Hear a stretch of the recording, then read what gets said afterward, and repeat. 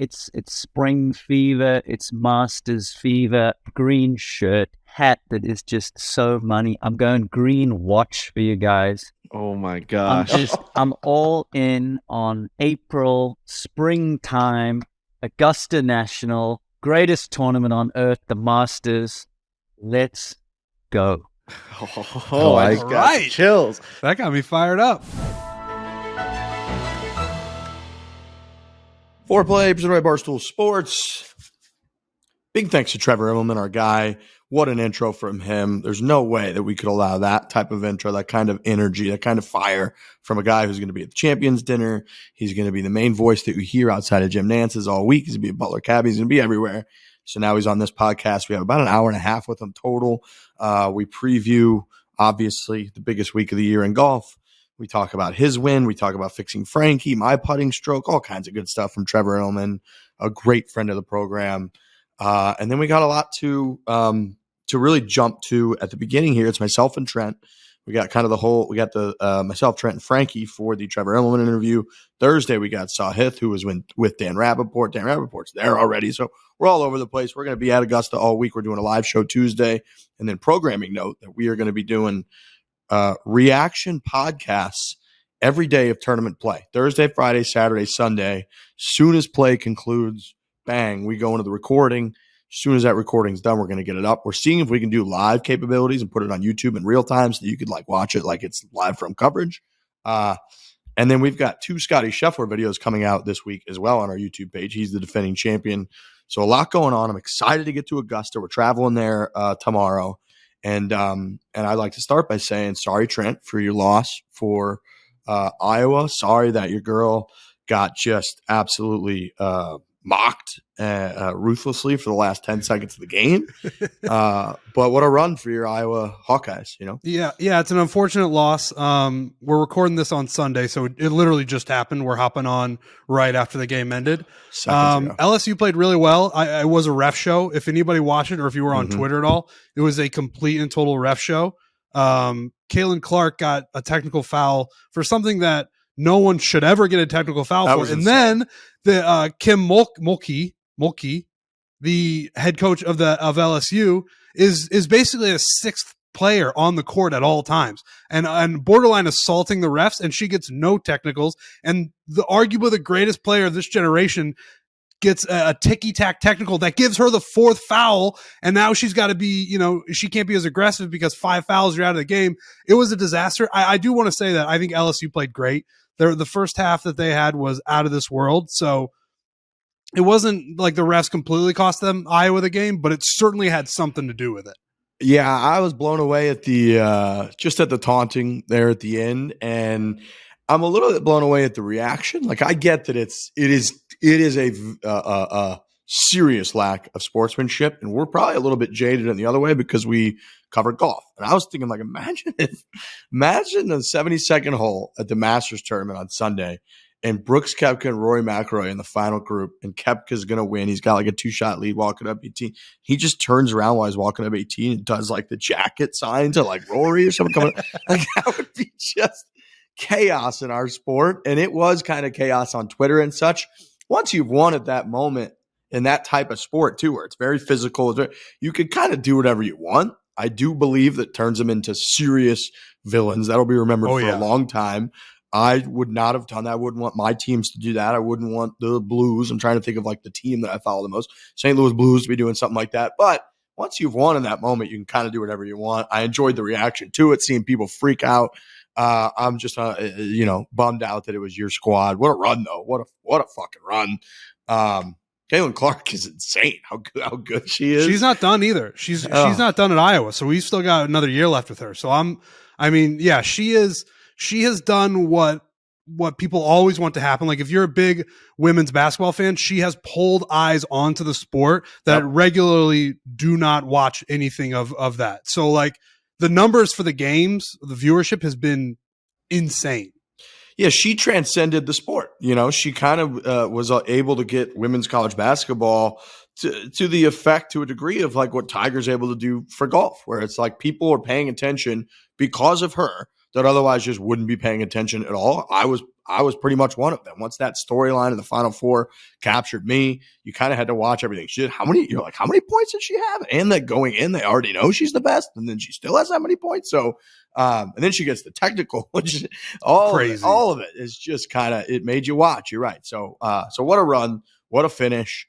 The taunting at the end, I didn't see that coming. And that part, like, I know that people are going crazy about that on Twitter, and like there's a bunch of sides of the arguments, but like, and I get that Caitlin is brash and she does the "you can't see me" and she's standing up and she's going crazy. The only weird part about the Angel Reese thing to me was how long she followed Caitlin, like while the clock was going down. That was bizarre. Like, I get talking shit, pointing to the ring finger, doing the "you can't see me." Like, that's all trash talk, and that's sports, and that's fun, and that's going to make that a great rivalry going forward. It was just the following that was like, listen, man, Caitlin's probably not going to give you what you want here. Like, she wanted a reaction of like, fuck. But she wasn't giving it to her, and she just kept trying. That was the only strange part to me. Yeah, even she had to feel awkward at that, of like, I'm doing this too long. Like, how do you not kind of read the room a little bit there? But anyways, bummer for you.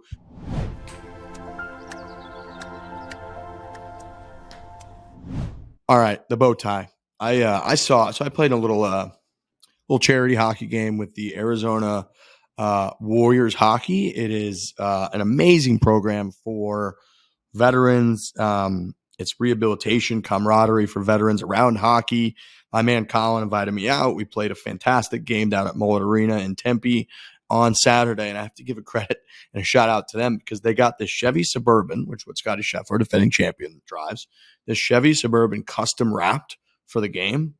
And I like all Chevys, but this thing custom wrapped with that Chevy bow tie, the iconic Chevy bow tie, popping right on the front grill right there. Oh, I took like 100 pictures of it. It's an absolutely gorgeous thing. And then can't wait and cannot explain how exciting it is that you take that technology, you take that history, you take how iconic 100 years of history in the bow tie, put it into electric vehicles, put it into the future. Pumped for my current lease to be up so that I can get one of these things I've been talking about, whether it's a Blazer, whether it's a Silverado. Last time you guys were in Arizona, we got to drive one of the Silverado EVs. Yeah. I don't know if I've ever seen something as impressive as that Silverado. It's EV. One of the more impressive vehicles. Yeah, I think it's certainly the most impressive vehicle that I've ever been in. There's no doubt. It made me like nervous to hit the gas pedal on that thing because also how quiet those things are. Remember how quiet it was? They don't make a sound. They don't make a single sound. You're used to like a gas powered car or whatever making the requisite noises that it needs to make so you can go from place to place. Those are just completely silent, and you can still go as fast and wherever you want to go. It's wild. So Chevrolet is committed to making EVs available for all Americans. It's a growing network of public charging stations. I'm sure you've seen them popping up a lot of different places. There's over 1,900 certified Chevy EV dealerships. Chevy has convenient ways to research and shop EVs online. So reminder, go check out those EVs from Chevy online. Chevy EVs for everyone, everywhere.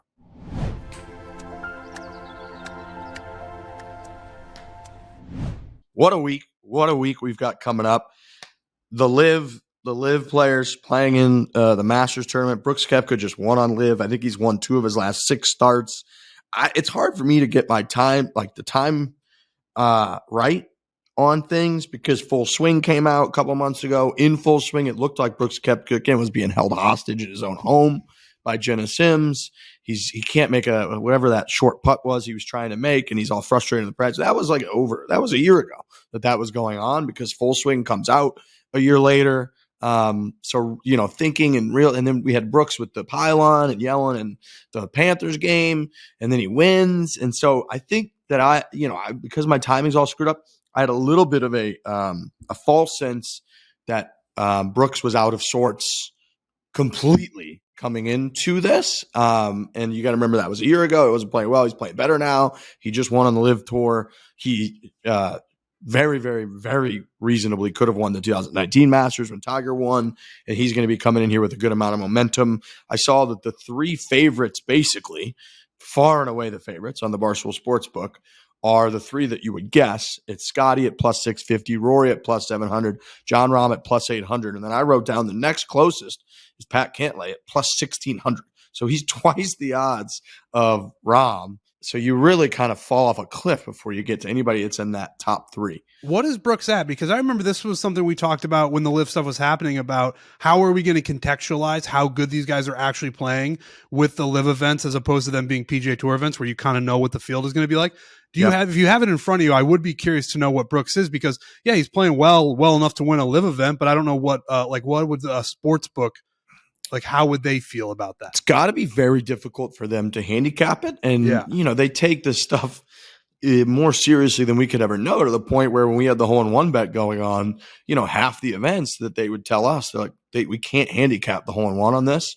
We can't get it right on the number that we feel confident in. So we're not, doing it. So now I imagine trying to figure that out with the live guys and the combination. Brooks is plus 3,500 to win.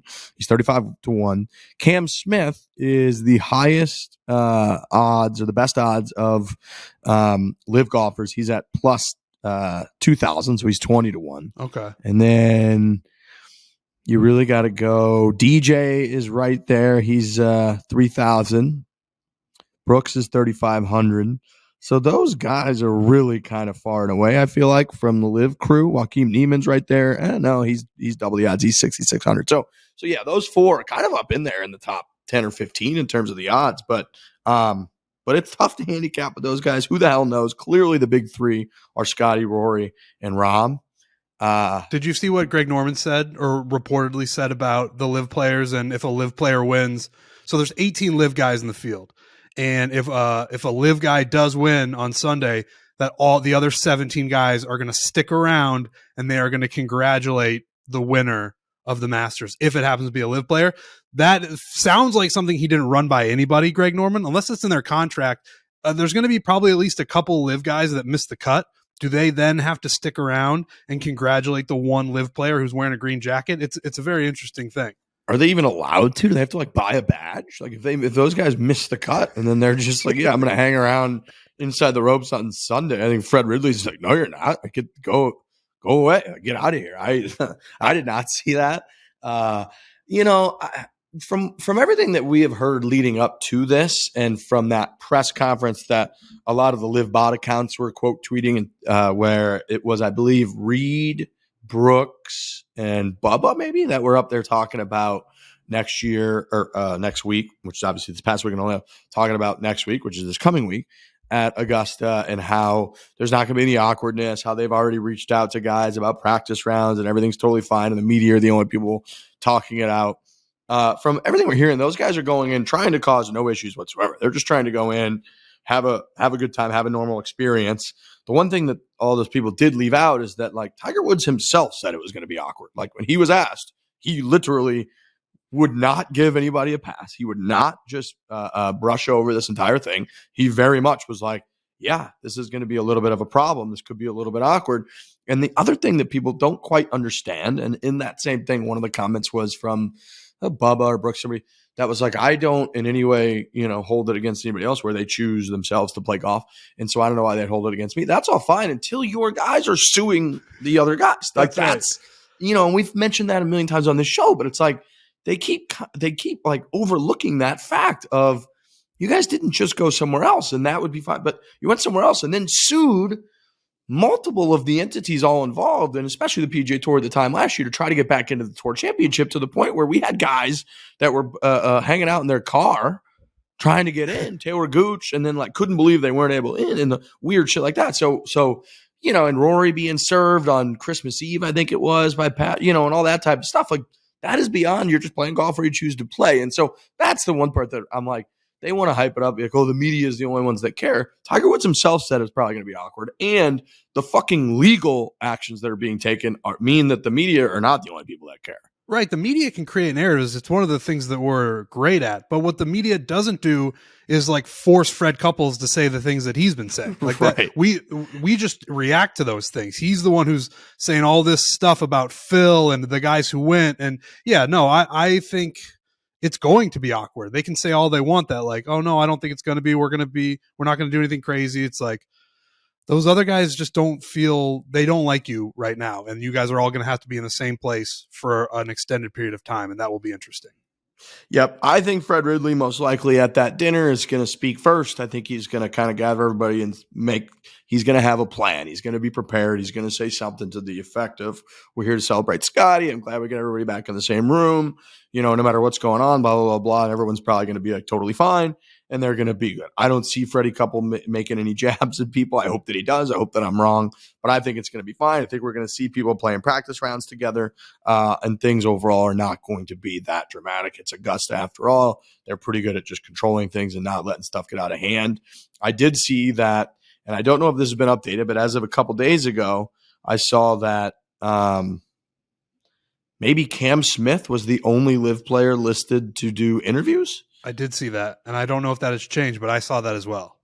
I saw Phil Mickelson was not on there, obviously. I saw DJ. I saw a lot of guys that are just not on there if Cam Smith is the only guy, which is quite interesting. Phil's a talker. He always talks. He's one of the most, notorious press conference guys in history. So for him to not be doing a press conference as 3-time champion and with everything else going on, pretty surprising. Weather.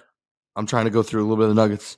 Looked at the weather, Trent Daddy. It's looking a little dicey. It's going to be nice all the way up. Monday might get a little bit of rain. This is coming out on Tuesday, so people will know if it rained or not already.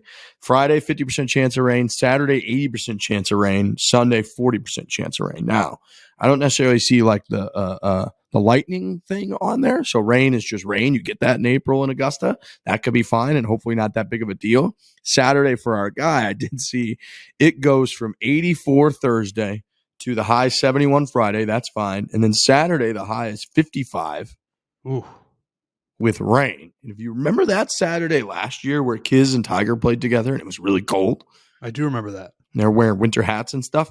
Just if you look at the history of our guy and his body and injuries and the things that are holding him together, we don't love cold weather for our man. No. So I don't like to see at 55 degrees. I don't like that at all. And then Sunday, high is 65, low of 46 with a 40% chance of rain. So it could be a little bit dicey on the weekend.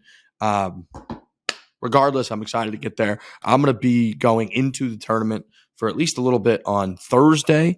I think we're still trying to lock down a couple more badges so we can all go in there because I do want that first reaction show on Thursday that we put out to be like we were in there. I think that's just cool. We're better and talk about the experience and whatnot. Barstool bets. We got exclusive bets for this year. So we worked hard. I'm very excited about these. Very the Barstool Sportsbook team. Me too. And we've got one bet we've got is Tiger Woods' total number of greens in regulation in round 1. And we are going to boost the over on whatever that number is. So obviously the Barstool Sportsbook, we still got a few days till this thing begins. They're handicapping, working everything out. Once that number comes out, we're going to get it all over social. But that is going to be an exclusive Barstool Sportsbook boosted odds of Tiger Woods round 1 on Thursday. Over under greens and regulation hit. You just have to be excited about a bet like that. If you're a Tiger guy, which we are and a large portion of the world is, you're rooting for him to play well. That's what that bet is. We're calling it for the green. It's Tiger Woods over under greens and regulations hit. If you want him to play well and get off to a great start and potentially win the Masters another time, you got to bet the over on his greens and regulation for his first round. It has to start that day. We're going to be all over it. Like Rick said, we don't know what the number is yet, but as soon as we know it, we're going over. If you're a Tiger guy, if you love Tiger Woods, you have to bet the over because then we're just rooting for good golf from our man. Look, man, they show every shot. They cut to Tiger all the time. So every time they pan to him with an iron in his hand, we get to go nuts when that puppy hits the green, holds the green. So we're going to be hammering the over responsibly on Tiger Woods greens and regulation in round 1. And then the Unders Club is back. If people recall, last year, the Unders Club lost in perhaps the most devastating bad beat fashion. The Unders Club is we pick a number. Again, that'll be released. The Barstool Sportsbook is going to come up with that number, release it. The winning score number. Last year, I think it was 12 under? Somewhere around there? Yeah.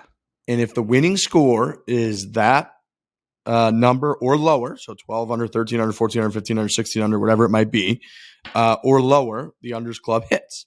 Last year, Scotty was under, and then he 4-putted the 18th hole in the final round on Sunday to have the Unders Club miss by, I believe, 1 or 2 shots. Devastating. And it was just a crushing moment in the history of the Unders Club. So we're back. It's a comeback.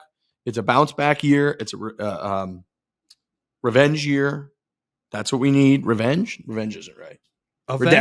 Redemption year for the Unders Club. So that puppy's going to be up as well. And then we're going to have For the Cut. Am I missing anything else special that we're doing? No, I think that's it. I think those are our two specials. So those are going to be boosted. Those are going to be exclusively on the Barstool Sportsbook. I'm so fired up for that Tiger one. I me really too, am. Man. We can get an early win in the week. It's an early win, and it's an opportunity to it's not one green in regulation. It's not he's always got to hit one fairway. He's just got to play well. So if he plays well and hits a bunch of greens, then not only do you win the boosted bet, but also Tiger is probably going to be in a pretty good spot. So it's a lot of things to root for. Exactly. And it's not, sometimes there's a lag time on a green in regulation. You have to get it in before, 3 or 4 holes before they get there, or the fairway in regulation. This one is just, what you're rooting for. You're rooting for greens in regulation. That means you need him to hit good drives so that he's in a better position. That means you need him to hit good iron shot, the whole deal. So I'm pumped for that. The Unders Club is a classic. It's a staple at this point. Pumped for that. And then For the Cut is back. We've been on a little bit of a skid. We had an unbelievably hot start. We hit like a plus 425. We hit like a plus 825. We hit a plus 925. We hit a bunch, and then we just have gone cold ever since. So we do have For the Cut returning for the Masters, the biggest one yet. Frank Borelli III, who is trying to survive his bachelor party in Nashville and will be rejoining the mothership once we get to Augusta, Georgia, has submitted his pick, and so has Dan Rappaport. Frank Borelli went with a one Tony Finau, Netflix star, family man, has played very well, obviously, at Augusta. He had the year where he ripped his ankle to shreds after he got a hole-in-one in the par 3 contest, and then still finished top 5 or top 10 that year, and then revealed his ankle after. It was outrageous. 2019, he had the year where he was in that final group with Tiger and Francesco Molinari before he hit one in the water on 12. So he's had great showings there before. Frankie went with Tony Finau, and then Dan Rappaport went with Sahith Theegala, who's going to be on Thursday's show. Dan was just down in Houston with him last week. So he's clearly got quite the it's an emotional pick for him. He said, sure. And this comes from Alex Bush. So my source on this is Alex Bush, who reported to me what Dan Rappaport said. He said, Dan Rappaport said, no-brainer, easiest pick yet, is what he said on that. Alex really, and I liked what you did there, Alex, but you really put Dan up against it. I hope you understand. Dan told me specifically to tell you that. So that was not behind his back. I thought that was intel that you gathered and then passed off to No, he specifically wanted you to know that. Okay. All right. It is an emotional pick for him, but if he's that confident, then I'm happy with it. Trent Ryan, who are you thinking? Who you got here? I mean, I'm also going to go with an emotional pick. I'm going to go with Rory McIlroy. Just love it. It's got to happen. And I know this isn't for the win, but it's for him to make the cut and just to potentially finally get that green jacket that he has been chasing for so many years now. And I want it to happen. I mean, there's a couple guys that I would love to see win, and he's certainly on that list. He's high up on that list. So you got to make the cut. If you're going to win, you got to make the cut. That's what people say. So I'm going to go with Rory McIlroy as my pick. It's probably not going to help our odds, I will say, but I just want Rory McIlroy to advance. Dude, I looked at Rory McIlroy's Masters results because obviously he hasn't won a major since 2014, the whole deal. He needs the Masters tournament to win the Grand Slam, career Grand Slam. Everybody's going to talk about that. Yep. He has gone in 2011. He finished tied for 15th after blowing that massive lead where he melted down and was hitting shots out of play, basically, and he leaned his head on his driver. And then the next major championship, he won the U.S. Open by like $1 million. Yep. In 2015, he went tied for 15th, then tied 40th, then tied for 25th. And then he went T8, 4th, T10, T7, T5, T21, T5, cut, solo second. Wow. So, no, he has not won the Masters tournament, but boy, is he capable of winning this tournament. He's right there all the time. Remember that one year he was in the final group with Patrick Reed? Everybody thought he was going to be the guy that year. Last year he posted the final round 64, including that hole out. So his last tournament round at Augusta was a 64 where he holed out, went crazy with Kyle Morikawa on the 72nd hole. He's obviously playing really well coming into this puppy. He had a whole the whole driver, and he's got the shorter shaft, and he's got the putter in that he feels great with. He almost won the WGC match play. It felt like he was going to win the whole time. Like I said, I took that nap. I woke up and all of a sudden he was out of the tournament, but it felt like he was going to win that whole thing. And then coming in here, he's played very well pretty much his entire career. So Rory, obviously, we can't win the For the Cut bet unless everybody makes the cut. So if you think he's going to make the cut, that's a good pick. I'm a little bit torn between two guys. I was thinking Hideki Matsuyama or Tommy Fleetwood. Both been playing well lately. Yeah. Hideki especially, they're pretty similar odds overall to win the whole thing. So that means I imagine they're pretty close on the For the Cut too. I'm going to go with Hideki. He's obviously won here. It wasn't that long ago. He's playing well overall. I'm going Hideki Matsuyama. So the For the Cut bet, which will be boosted on the Barstool Sportsbook as well, up there with our other two that we just mentioned. We got Finau, Theegala, Matsuyama, and McIlroy. Those are our four guys to make the cut. I don't see a world where they don't. The only guy that really bothers or concerns me at all is Sahith Theegala. He's never played the tournament before, so I'm a little bit concerned about that one. Yeah. But Dan says it's a no-brainer, easiest pick yet. So we'll see. We will see. Okay. A few other programming notes. So we've got the Scotty Scheffler videos are coming out. And Bushman, remind me here. We got one Scotty video coming out Monday night, the other one coming out Wednesday night. Is that correct? Yeah. So we have first is the One Club, and then Wednesday will be the Colin and Scotty punishment pies. Wow. So we've got a One Club with Scotty coming out, which, again, this guy's number one ranked player on the planet Earth. He's going to be the defending champion at the Masters Tuesday. He's hosting Champions Dinner. We got a video with him coming out that's already on YouTube that you guys can already go watch right now if you're listening to this show, which is a little One Club challenge against Scotty, which I have to say he was insanely impressive in. And then tomorrow night, you're listening on Wednesday night on our YouTube page, we got a little punishment pies with Scotty Scheffler and Colin Morikawa. We put those two in the same video. Is that what you're telling me? Yeah. This is basically, we took the concept of, if you had a 5-footer, if you had five 5-footers and every one you made, you got $10 million and every one you missed, you had to do a year in prison. We said, how can we bring something to the table that is in some way similar? So what we did with Scotty and what we did with Colin was we came up with punishment pies. Essentially, every time you accomplish the task at hand, you're good to go. You're clean. Every time you don't, you get pied in the face. We did this series of videos with these two superstars, and I have to say that it delivered in amazing fashion. I think some of the clips that come out of this are probably going to be recycled and reused for decades. The visuals are insane. They have to be. You gotta be nuts. Yeah.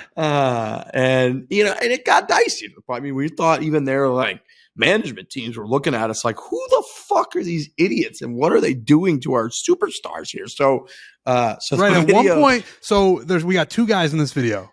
One of them participates and he has to complete the task that we put in front of him, or we, the Foreplay Podcast, gets to pie them, one of the best golfers in the world, in the face. They put that on the line. It's an incredible video. The tension, the dramatics, the theatrics, they're all in there. It's really amazing. It's all in there. It's coming out Wednesday night. I know Bush has been editing this and he's been giggling his little face off there. So make sure you check that out on our YouTube page. 2 videos coming out this week. Scotty Scheffler, Colin Morikawa, us down at a golf course having ourselves a good time. It'll get you a little light mood going into the biggest week of the year for all of the golf. All right. I saw Tiger Woods. I was going to say, Tiger's on premises. He's there. He's wearing a shirt a type of shirt that you don't see him in that often, which is, it's usually he's a bold colored guy, and he was wearing a striped Nike shirt. I thought he looked great. He did look really good. I saw that big old smile. His big Tiger Woods smile that he had me smiling and laughing at how great he looked. He's out there just walking with his putter and his wedge, I believe, the front 9 maybe with Joey, which is what he did in 2019 when he won. Just him being up there and being around, it's already got me going. It made me think a lot back to last year and how questionable things were last year. Like at this point in the week last year, he still hadn't said if he was playing or not. Right. Twitter gave me a reminder, or Instagram did. I'd put a tweet up on Instagram in my stories on April 1st that said, if your April Fool's joke includes Tiger Woods and the Masters, you're dead to me. So April 1st last year, we still had no idea, but we were waiting to find out, obviously, like what was going to happen. It went on really late. Really late. And I remember I remember finally in like maybe his Tuesday or Wednesday presser where he finally said, like, as long as there's no setbacks from here on out, I'm planning on playing. But up until that, it was like we were only like 4 or 5 days removed from seeing footage leak out of him walking all week down in Florida, trying to see if he could do it to get ready for the Masters. Nobody on earth thought there's any chance he was going to play the Masters tournament until like a couple days beforehand. Everybody thought he was going to pretty much save it for the Open, and he was going to do the 100th Open at St. Andrews. Shows up. He shot, what did he shoot? 1 or 2 under in the first round, which just blew everybody away. We're like, oh my God, he's just back. He looks great. And now here we are 1 year later. He's got a handful of tournaments under his belt. Last time we saw him, overall, he looked amazing at Riviera. He made the eagle. He shot, I think, 4 under 67 in Saturday's round to get himself kind of, a little bit into the tournament, have a solid finish. So that's the last time we saw him, and he looked damn good. His game looked good. Everybody's been kind of hyping up his game. It's just can he walk type thing. So we're going to find out a lot. Augusta's not an easy place to walk. I'm sure they're going to harp on that on the coverage and on live from whenever they talk about Tiger. But our boy's going to be out there. And I say this every time, but I guarantee you that man Tiger Woods believes there's a chance that he could win this tournament. And that means if he believes there's a chance he could win this tournament, there's a chance he could win this tournament. Dude, he's 46 or 47 now? I'll believe that he can win at Augusta until he's 95. That's just a place where he can win. He clearly can. He's done it a bunch of times. He's done it recently within the last couple of years. Every time he shows up there, it's not ceremonial, like you're saying. He's not going there just to be like, oh, I love the Masters so much, I just want to come here and hang out. No, he wants another green jacket. He wants that 6th one. He wants another one. And that's why he's there, and we're excited to watch him play there. And this man, honestly, his entire life, his entire year, planning out his schedule, planning out how much of a load his body can handle, his entire life is pretty much for this week. It's like everything that he does, all the comments that he makes. But I'm not sure I'm going to be able to play a full PGA Tour schedule ever again in my career, but I'm going to try to be able to be there and be able to contend in the big ones. Well, this is the big one. This is it. We got the Open Championship. Those are kind of the two that really pop out. U.S. Open even playing last year. U.S. Open and PGA, similar characteristics in terms of course setup, at least narrow fairways, long rough, all that doesn't necessarily suit our guy. This tournament in the Open Championship, my man, he can contend. He believes he can contend at any time. So there's a couple weeks a year that he lives for, and this is one of them. And he's here. He's here early. He's here on Sunday afternoon walking around with Joey with a wedge and a putter. If that doesn't get you excited, then you're listening to the wrong fucking podcast. True. All right. I don't think I missed anything, did I? Women's amateur? Rose Zhang. I think she's like the greatest amateur in the history of golf. We're actually almost going to have her on. She's very busy today at Augusta National. As you can imagine, there's a drive, chip, and putt going on. Playoff. That thing, if you go back to the original and the original battle there, and God, I guess that was pre-COVID. So was it like 2019 was maybe the first ANWA, and then they got screwed year 2 because of COVID. So it's like I had all this momentum after the first year, battling down the stretch. And here we have again, insane drama down the stretch, getting to see that golf course a week before we used to ever get to see it, seeing how much it means to the women, to the mostly like young women, obviously, who are playing college golf. The fact that they get to be out at Augusta, they're sort of building this history, right? Like the Masters, we love it because of the history and the tradition.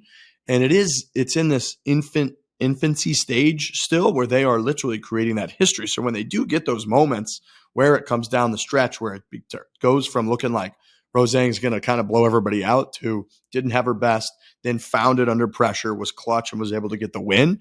Kind of, I feel like is what that event needs to be like. Yes, we have this incredible history. And so, just seeing the golf course and seeing all the smiles, even the Friday practice round when everybody in the field, even if they didn't make the cut, and they're all out there and they've got those photos forever of them playing Augusta. What is that? 2 days before Tiger Woods shows up on site to play his practice round for the Masters. How cool was that they do that now? It is very cool. And they are trying to build a history. They've got, a leg up on other historical building things because they're playing at Augusta National, but they also have Rose Zhang, who, like you said, and I don't know the specifics of it. I don't know everything about every amateur that's ever lived, but she's probably got to be the best women's amateur that has ever lived. So to have her winning and to have her talking about how she gets the nerves at a place like Augusta and shoots a 76 on Sunday and has to win in a playoff, like that is how you build history. Like we talk a lot with Trevor Immelman, which you guys are going to hear coming up next, about the 15th hole, and Rose Zhang on the 15th hole, she went for it. She had like 230 yards in, and her and her caddy, who happens to be her dad, were discussing like, what are we going to do here? They decide to go for it. She doesn't hit a great shot. It goes in the water. And now her 2-shot lead, it ends up being a 1-shot lead. And then it ends up being no lead at all. So it's a really, really fun tournament to follow, especially because like you're saying, you get to see Augusta National the week before you're going to be watching it every single day. I think the event is really great. It's wild, dude. I feel like I've been like, I've seen her name as the top dog in, women's amateur golf forever, and she's 19 years old. She's 19 years old. Like, what planet am I living on? Like, couldn't tie my shoes when I was 19 years old. And here she is. I'm always amazed too when someone, and we see this in golf so much, the most common phrase there is, cliche, is it's just really hard to win a golf tournament. And I'm always amazed when someone, like, she's got the whole tournament in her control. She comes out final round.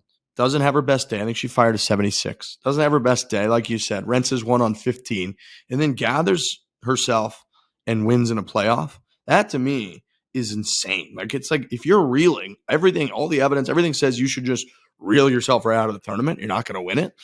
For people that are able to bounce back in those conditions with that, like, because all it takes in golf too is the second that you think you don't have it, the second that you stand over a tee shot, an iron, whatever it is, and you're like, I don't know if I have it right now. I'm kind of hitting it all over the place.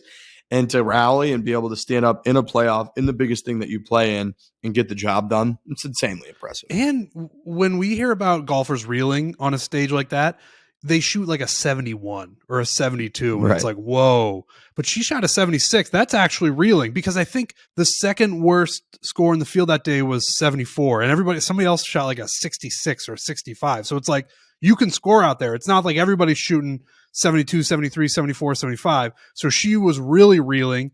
And yeah, she somehow figured out a way to get it back on course enough to end up winning the whole thing. It's pretty wild. It was incredibly impressive, especially do it on that 10th hole. We've seen all kinds of crazy scores on that 10th hole and how difficult that thing can play. So yeah, that event just continues to grow, continues to build. I remember I was really bummed last year when we went because I went into the pro shop. And the main thing that I wanted was a good ANWA item that I wanted from the pro shop. And they only had like one option at that point in the week. So I'm hoping we could go. I mean, obviously, we should probably go a week earlier next year so that I can go before all the stuff might be out. But I'm hoping this year they have more options, because I think that's an insanely cool item to get. But yeah, congrats to her. I believe from everything I'm understanding that she's probably going to go pro now. It seems like the move. Feels like you got to go. But now with the NIL, she cash it in probably anyway. So I don't know if there's as much of a rush. But I think that's kind of what I heard. That's sort of what people seem to be believing. So what a way to go out if that's true. And if not, she would get to come back, I imagine, and probably just dust everybody next year again. So she's insanely impressive. Number one ranked amateur in the world, and then go win is never easy. Okay. Trevor Immelman. You can't really preview the Masters any better than this. So we're going to go with a great friend of the show, a man who showed up to a golf course with Frankie Borelli and said, I'm going to give you my time today, try to help you to figure out and improve your putting. We talk about that. We talk a lot about the Masters, the Champions Dinner, him winning the Masters, Tiger Woods, broadcasting, what to expect, his preparation for that, if he's nervous going to be in the booth in Butler Cabin, the whole deal. So there's no better way to kick off Masters Week than a nice preview with Trevor Immelman.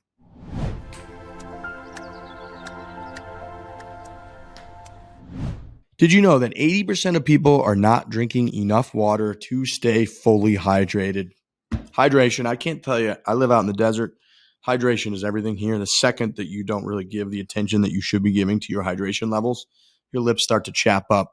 You can't breathe properly. Your throat starts to hurt. You just got to have hydration. And BioLite, our very good friends at BioLite, they've got 6.5 times the electrolytes than other sports drinks have. So you would have to drink 6.5 of those sugar-filled other sports drinks before you got to the point that BioLite's going to get you to. Yeah, I was just down in Louisiana for the Barstool Classic, and it was a Thursday that the Classic took place. Wednesday, we had a little bit of a get together at the Barstool Sportsbook, the LaBerge property, which is immaculate, and everyone should go check that out if they're Awesome if they're anywhere near the Lake Charles area. Just go there. If you guys got a little rowdy, that you have a few cocktails, whatever. Got to get up early the next morning for their tea time at the Barstool Classic. We had BioLite everywhere, BioLite stations all over the place. Guys were drinking them. They were feeling great and they were playing well. So just keep that in mind next time you go after a little bit. Get a BioLite in your life and you're going to feel a lot better. Check out their newest flavor, Punch, as well. A total sports drink game changer. You get 10% off your first case of BioLite's newest flavor, Punch, right now if you visit drinkbiolite.com. Use the promo code CLASSIC.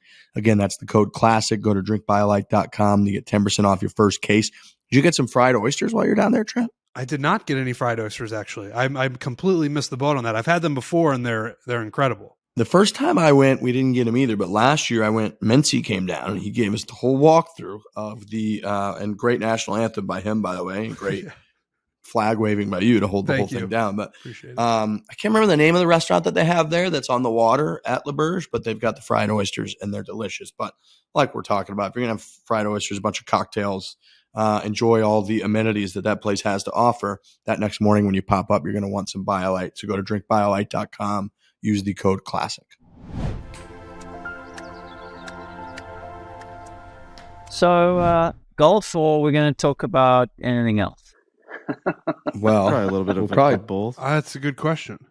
That's a great start to the podcast, I think. I like that you got your is that the special Pro Shop hat that you got there? I mean, it's spring fever, it's Masters fever, green shirt.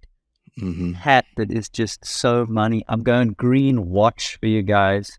Oh my gosh. I'm all in on April, springtime, Augusta National, greatest tournament on earth, the Masters. Let's go. I got chills. That got me fired up.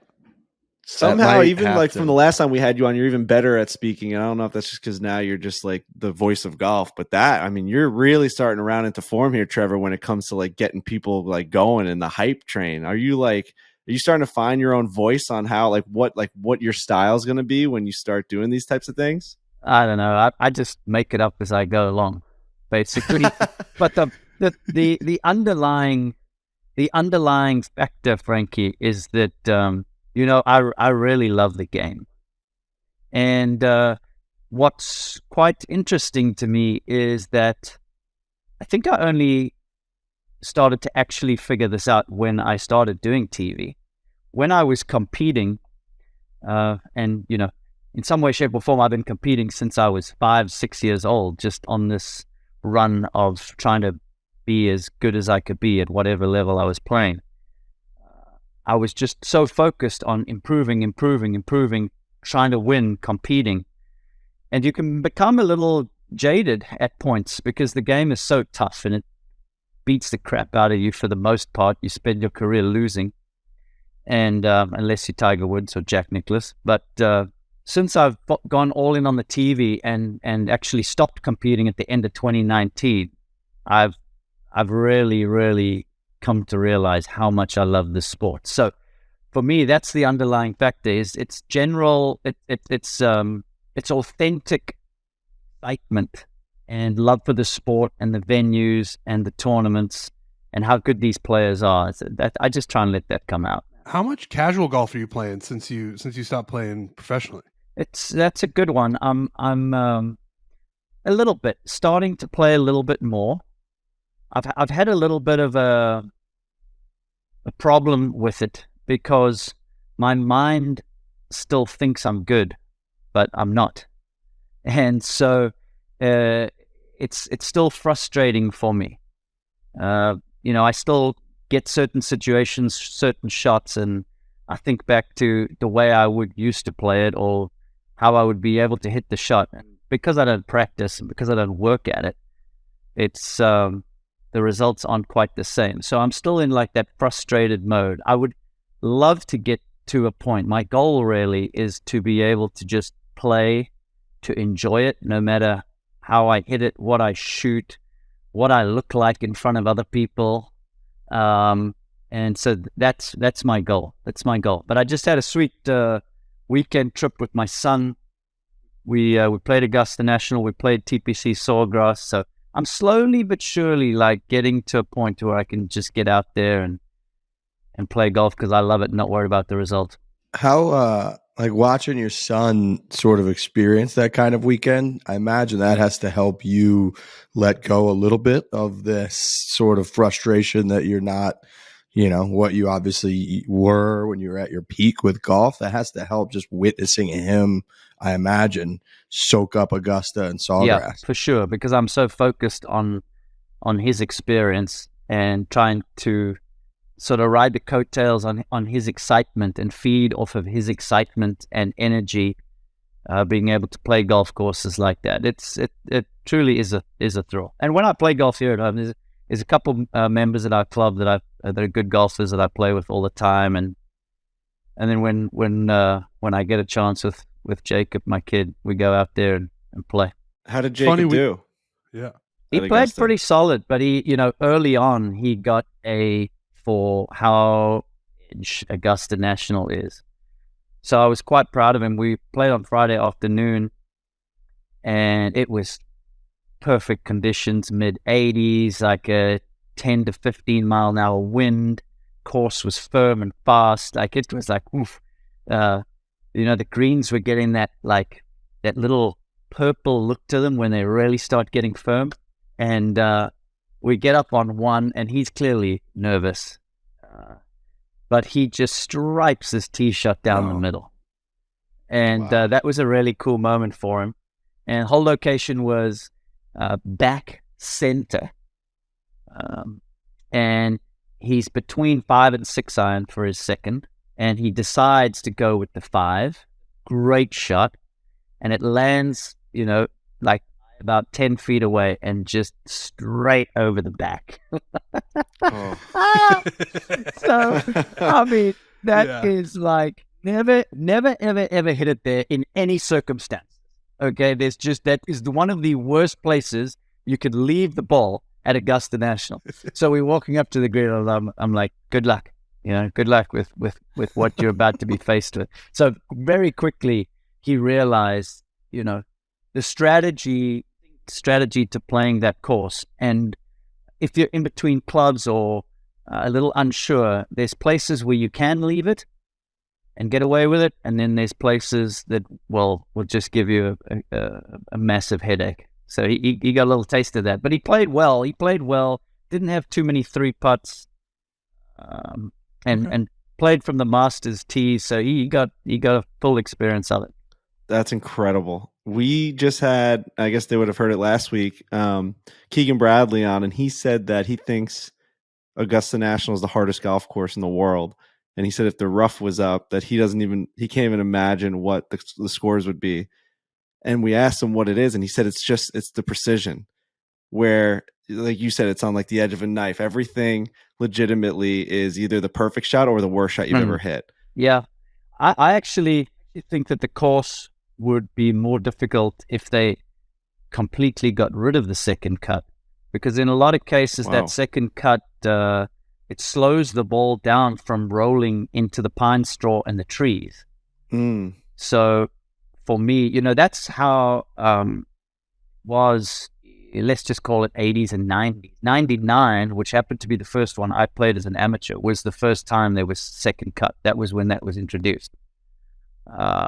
And there's certain spots now where I noticed it wasn't there. This last weekend, down the left side of number 2, the par 5, right around that dog leg there, that ball is just going to keep rolling into the trees and down there's a little ravine down there. There's some azaleas. It's nasty. Bob Golby always used to tell a funny story. Great storyteller. He always used to say, if you miss it left on 2 off of the tee, there's a Delta ticket counter down there. You may as well go ahead and make your booking because you'll be missing the cut on Friday. He always used to say that. That was a really good one.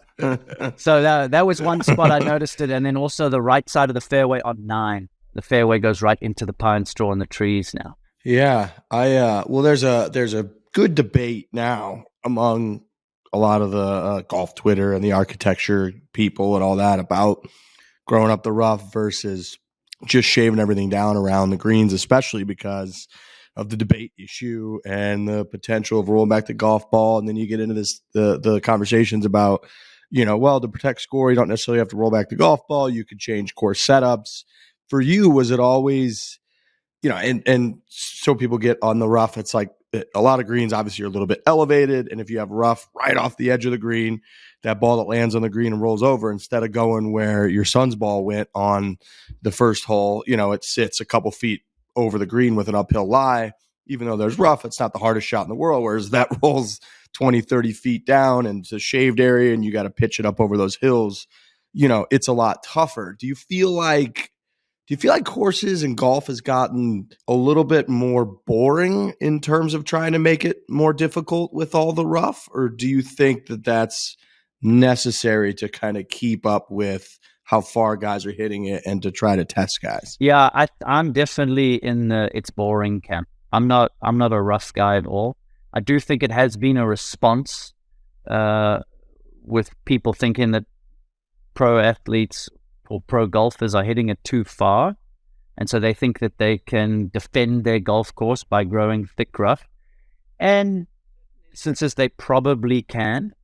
But the reason I say it's boring is I don't think when rough gets a certain level to like 4, 5, 6 inches, you're not able to show your skill set as a great golfer. All of us, whether, you put the 4 of us, you add Rory McIlroy, for instance.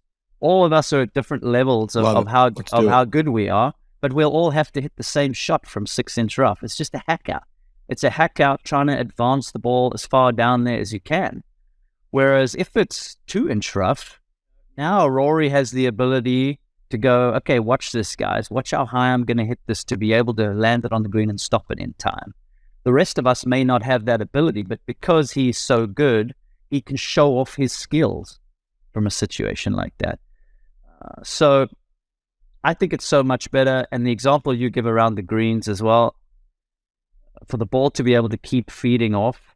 And then what that also does is it gives golfers the opportunity to use their imagination around the greens. You could putt it. You could use a hybrid, a 5-wood, a 4-iron. You could use your lob wedge and try and hit a spinner up there. And it just gives people options of how they want to go ahead and play from around the green. So I'm much more for keeping the rough to a minimum. Yeah. I think I have been too, for sure. I think of a shot like Phil's shot in 2010 from the Pine Straw on 13. If that's just thick rough, like in a US Open, he can't even try that shot. I think he hit a 6-iron in there or whatever it was. And Tiger's shot on 16 when he holed it in 2005. That's like, if that's just thick rough, he can't nip one up there into that slope and try to like hit this heroic shot. It's sort of open the face and chop it out of there. So golf's a game of recovery, man. That's like where the excitement comes from. The excitement doesn't come from a guy driving it dead center and then hitting one to 20 feet. Like the excitement comes when a guy's in a crazy spot. You're like, holy shit, because people hit the ball all over the place. So I agree. I do think like our boy Brandel is always on the other side of that. He's always on the like grow the thick rough. That's how you kind of defend it. And he makes good points in that. So it's always tough if we're kind of all on the same side. But talking about changes in course setup, I think next week we're going to hear endlessly about the 13th hole. You've seen it now. You've been up there and played. What are we looking at with the changes to probably the best and most famous par 5 on planet Earth? The new tee is beautiful. It's been pulled back 35 to 40 yards. As with anything at Augusta National, it just gets done so perfectly. The stone walling around the tee, the trees and bushes and flowers. I mean, it's really quite something. And the way the hole plays now is different for sure. You're looking at about, on a direct line from the tee straight through without any curve, you're looking at about 300 yards.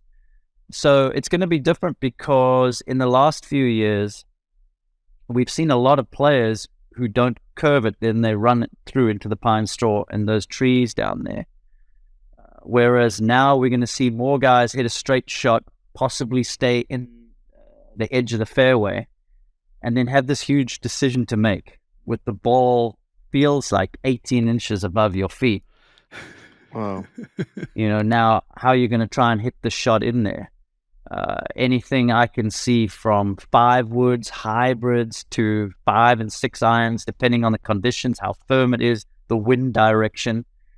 But for sure, bring that risk-reward factor back in. And we're going to see anything from 3s to 7s and 8s there. So that's what I want to see out of it. That's what I want to see out of 13 and 15. I think, from a fan perspective, watching it on TV, that's what makes those holes so exciting. Is if you're near the lead, you can make 2 eagles on those par 5s on Sunday and be right in there. Or you can have the lead and just completely throw it away if you start to find the pond on 15 or the creek on 13. So I think it's awesome. The first day I hit like a toey, skanky tee shot down the left side, stayed out of the creek. And the tree, I wasn't far enough around the corner, so the trees were hanging over, couldn't go for the green, had to lay up, wait to the right-hand side to give myself a best angle to where the hole location was. The second day, I hit a beautiful tee shot, turned it just around the corner, and had a 4-iron in. It's going to be, it's going to be cool. But when you stand back on the tee now and pulled back into like a little chute, sort of like 18, and you feel like you got so much fairway to the right between the creek and really the 12th tee. You've got a lot of space there. And now it's up to you. How aggressive do you want to be? Where are you in the tournament? Do you need a birdie here to try and make the cut on Friday? Do you have a lead on Sunday and you're just trying to hang on, and then you hit a 3-wood down to the right because you know you'll be way away from water, and then you lay up and then you see if you can get a wedge on and make a putt. So the strategy is going to start playing into it again, which I'm excited about. Yeah, because it used to be if you hit a decent tee shot, it's go zone no matter what. I remember, I think it was Bubba for the first time that I kind of remember watching that hole where he almost made it obsolete. He had like a pitching wedge in because obviously the lefty, you could hit that high cut over those trees much easier. And then it seemed like we said, if somebody hit a pretty good tee shot, if they went for the quick tee pickup on 13, it was like they're going to be able to get a mid-iron in. I think Rory said, because he had done his trip a week or so ago, and he said last week, he was like, yeah, it basically makes the tee shot straight, for the most part. Maybe you turn it over a little bit, but like a straight tee shot. And he's like, and then now it's, went from a 7-8 iron to maybe like a 5-iron in. And if Rory's hitting a 5-iron in with a good drive, exactly. That means other players with a really good drive, like you said, hitting 5 woods, making that call. I just going driver off really the deck. Yeah, that's right. He's skip one over the creek.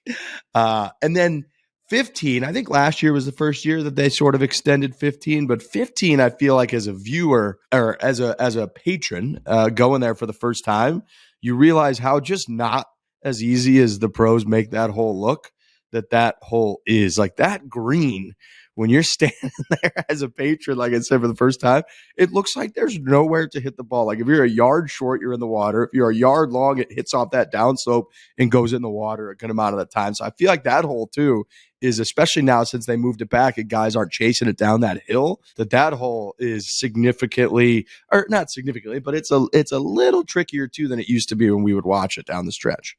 Yeah, for sure. Look, that tee shot has changed a lot over the years. When I first started watching the Masters in the mid-'80s, and they didn't have any trees down the right-hand side and just had those huge mounds, you just used to see guys, even though they had these small little persimmon-headed woods, they were just swinging for the fences.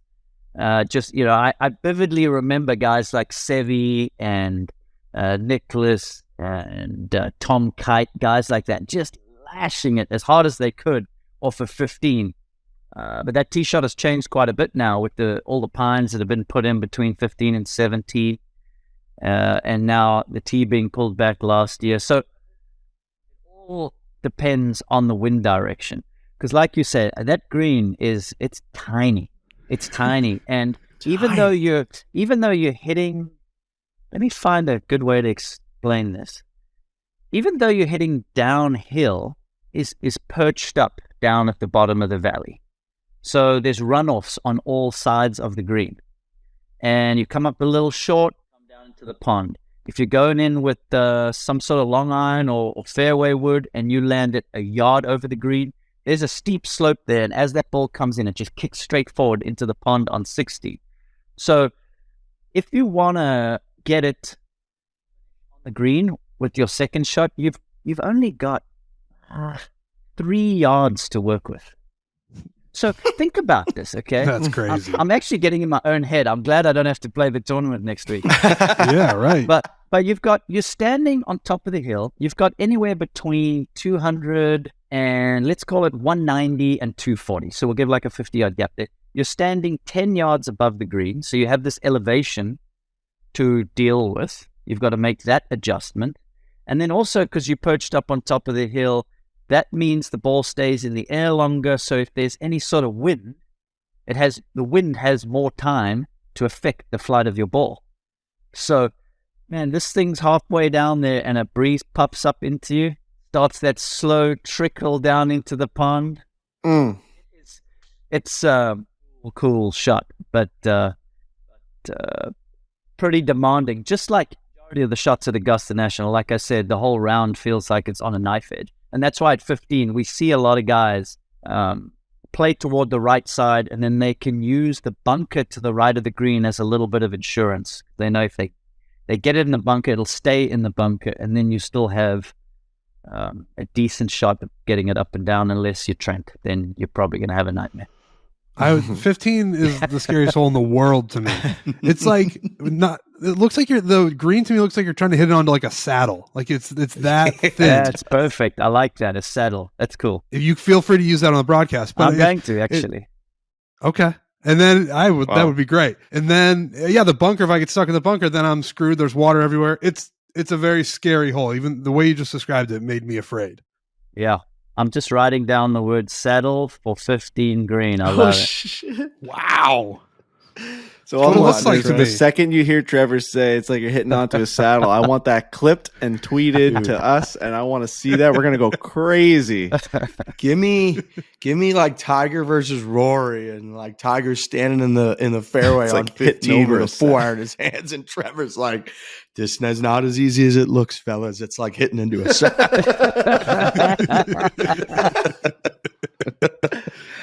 That's gonna be funny.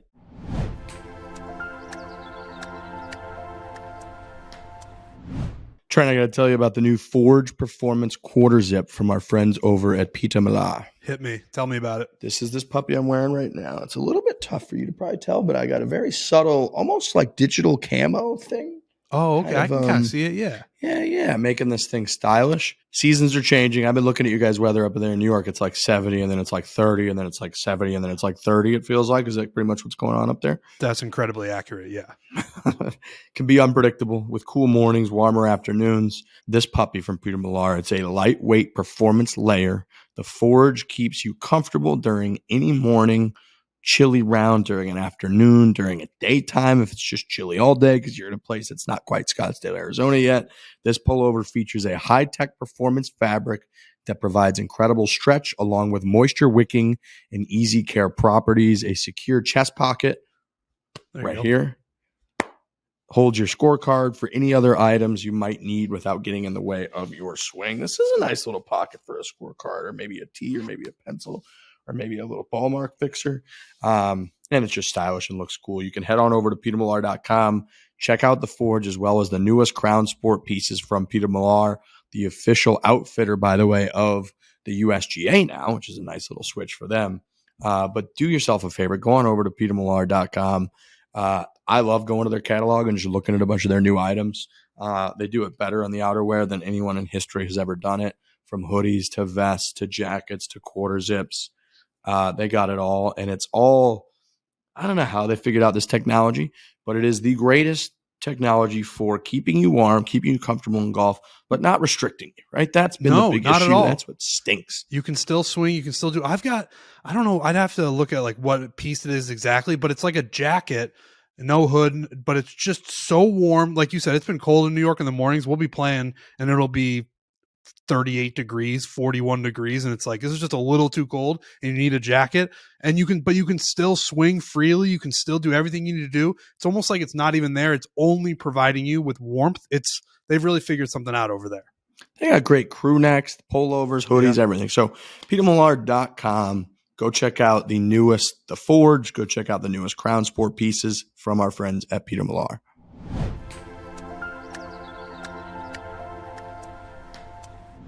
What's your, like, do you get like nervous going into next week? Especially your lead analyst now on CBS should be up there with Nantz. It's the biggest thing in golf by a mile, and you're up there for hours and hours each day. Do you get nervous going into something like this? Yeah, I do for sure. One of the reasons I love it so much, there's a lot of reasons I love it, and I mean doing the TV. I love the team atmosphere and camaraderie of being in a team trying to achieve something, whether it be just for that show or for the tournament as a whole. That part really gets me going.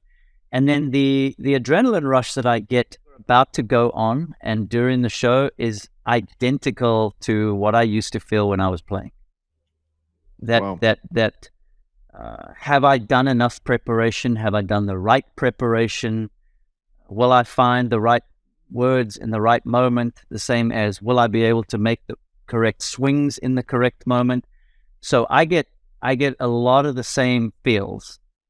Is cool because golfer, that's one of the things that you strive on, is that feeling of, we hear so many great players over the years, they talk about, it's just nice to be back in the hunt because you get those juices flowing. And so I get that, which is great. And now it's been full circle, starting at the Masters as an amateur 19-year-old in 99, and then starting to play there, and then eventually winning, and then going back year after year as a champion, and now having the ability to sit in Butler Cabin next to such a legend in Jim Nantz. It's going to add an extra layer for me. I've had so many experiences at Augusta National and during the Masters. Another one just this weekend, playing with my son there for the first time. But now to add this, to be calling the action at a golf course and a tournament that changed my life, it's going to be seriously cool. So I'm nervous. I'm nervous to not say something stupid. I'm nervous to be able to find the right words at the right time, to give the right explanations of how the course is playing or what a player is facing. So, the last few weeks for sure, I'm thinking about different ways to be able to explain things and get my point across quickly. Even though the broadcast, one of the tricky things about doing golf on TV is, even though it's a long show, and it feels like it can move quite slowly when you're watching it, when you're doing the broadcast, it moves really quickly. And you're going shot to shot to shot. It's not like now. I'm giving you guys 3-4 minute answers for every question. On TV, I've got 3 or 4 seconds. Right. And so I got to be able to pull something and get that point across to you to where you're not going, gosh, I've got to mute this guy. I can't take any more of this. So that's the challenge. It's so interesting hearing you talk about that, because I've had a lot of conversations with Brandel about that and how difficult it is to say pretty much a lot of the same things, or to talk a lot about the same people, the same golfers, the same courses, but not say it in a cliche or in a way that everyone else says it, or in a way that someone just said it an hour before, and actually feel bad a little bit about roasting Nota Begay the other day, because it's like, when you're up there covering golf for that long and covering shots, and at some level you're kind of just talking about the same thing over and over and over again, and putting context to it or trying to make it interesting is insanely difficult. And so even doing that doing a decent job at that is probably a really good job. So yeah, that's always been interesting to me, trying to fill that much time, because it's so much different than what we do, and so many people are listening intently, and that's kind of their only chance to witness this golf that's going to ever occur. And if people go back and rewatch that final round for decades to come, like what you say is going to be tied to what happened forever. And that's just a lot different pressure than our dumbass show here. We could say whatever and just edit it if we need to. Yeah. First of all, Noda is a beauty. He's one of my favorites. I love that guy. But asshole. Yeah. It's my bad. I don't dislike the guy. We were just having a little fun with the broadcast. I love him, but it's a trick for an announcer to grapple with all the time, and it boils down to preparation. Look, how much work have you done? What do you know about McIlroy? What do you know about this new driver he's put in his bag? What do you know about the fact that he's shortened it? Why has he shortened it? It's to affect the lie angle on the club. That's why he's shortened it. The new putter. Why is he enjoying it? Why does he feel more athletic? You've got to be able to have all these kinds of explanations and nuggets for all the players in the field. And so a lot of it boils down to preparation. And then what you grapple with throughout the broadcast is you realize that you're being paid to talk. So you have that in the back of your mind. And really it boils down to how confident are you and how comfortable are you with saying nothing at all rather than saying something stupid or something cliched. And that is, you got to have a lot of confidence to be able to do that.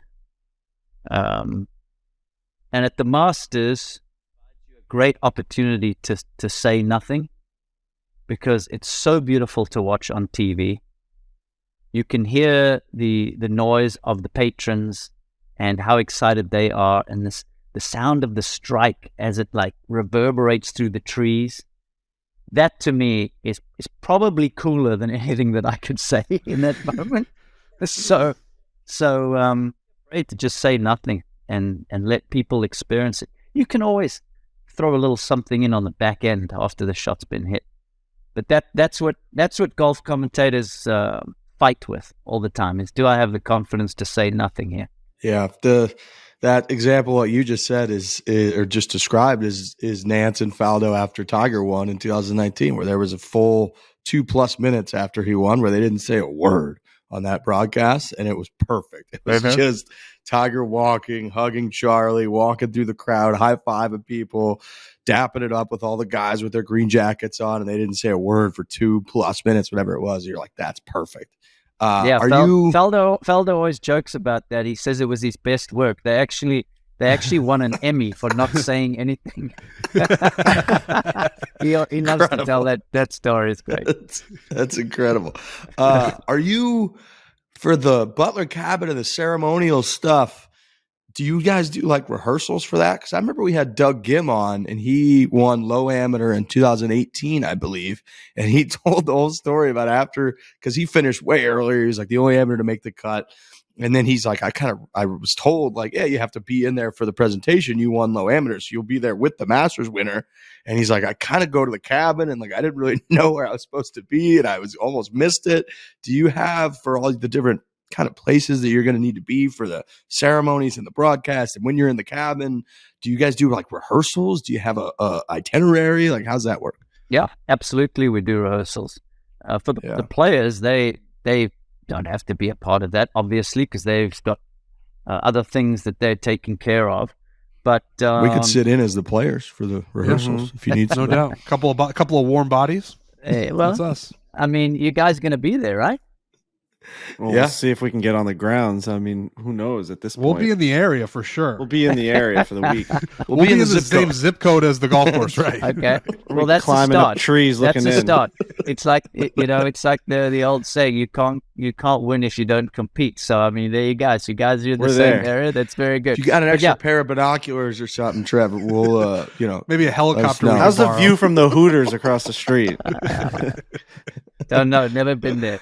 But yeah, the answer is we do rehearse all of that stuff to make sure that it's going to look good and feel good and be able to hit all the different things we need to hit. Incredible. That makes sense. That makes a lot of sense. Your pre-tournament kind of planning and notes and all that. How long you been doing that? How long in advance do you start to start to prep. And I remember, can't remember which commentator it was, but I think it might have been the Danny Willett year where he was talking about, like, I had on all the top, 30 players that could have possibly won. I had done like 2 hours of research on all of them except Danny Willett that year, whoever it was. So how early on do you start? It never ends, really, Riggs, to be honest with you. You're just in this process. I see it as my job and my profession, so I'm constantly paying attention. Put a lot of work in as I was starting as lead analyst for the West Coast Swing, and really wanted to start off strong. And even while we've been off over the last 5 or 6 weeks, I've watched a lot of golf. I've read a lot of articles. I've listened to all of the podcasts. So you just keep picking up nuggets and learning new things. And then on top of that, I have all of my notes since I've been doing the Masters broadcast in 2020. So I keep all of those. I actually keep all the stuff I do every tournament. When we go back the following year, then I go over that, pick out different nuggets that I liked or things that I could use again. So I got all my notes over the last couple of years. And early, we're actually going up Saturday. Sunday, I'm playing the course again, which is going to be amazing. So I get a last look and feel as to how the course is. It was just as good as can be this last weekend. And I'm on the grounds. I'm on the practice area. I'm moving around the golf course. I'm inside the clubhouse and the locker room, and I'm gathering. I'm gathering as much information as I can that I think would be interesting to the viewer. Because there's a couple of things that you're trying to nail every week. You're trying to nail the tournament, the golf course, and what's going on with the players. But at the end of the day, the most important thing is you have to entertain the viewer. You have to entertain the viewer. They are taking their precious time on a weekend to sit down, turn on CBS, watch the golf. And they're there to have a great time and be entertained. So that is always at the forefront of my mind, along with hows and whys. My job as lead analyst is hows and whys. How did that just happen? Why did it just happen? What could possibly happen next? That's my role, is a bit more of like the 30,000 foot view, and then every now and then you dive into a reason as to what we're seeing, why we're seeing what we're seeing. Did you put this much preparation into Fixing Frankie? Did you take like 4 weeks prior writing notes on how you were going to try and fix my putting? Because that'd be well, Frankie. I mean, I don't want to sound arrogant, but I arrived, of course, with all of those little gadgets. That takes a little foreshadowing, making sure that I had the right things to be able to explain to you what's going on with your putting. 100%. Thank you again for that. If anyone hadn't seen it, it's on YouTube, Fixing Frankie episode 3 with Trevor Immelman. We got so much good feedback from that episode on how many people are able to take that to their own practice green at their golf course. And they're so excited with the golf starting to, the weather's turning around the Northeast. People are starting to get to golf courses. Everyone just can't wait. I have buddies saying that they sprinted to a golf course to just try that stuff. They're all getting the chalk lines and they're working on putting to a straight line. Like, that's just really cool that video we did that took us 2 hours, maybe even less, is changing people's experience with the game that they love. I find that to be so amazing that something that simple can change people's perspective on how they play the game. And I can't even imagine what that feels like to be able to broadcast and change people's experience when watching something like the Masters. So it's got to be a really cool feeling knowing that you're actually changing their perception of the greatest golf tournament in the world, regardless of what you say. You know what I mean? That to me, because I felt it on such a smaller level with Fixing Frankie. Like, I'm getting messages being like, you're changing the way that I like to play this game. That's so weird to me. So that's cool. That's cool. I had a blast doing that with you guys.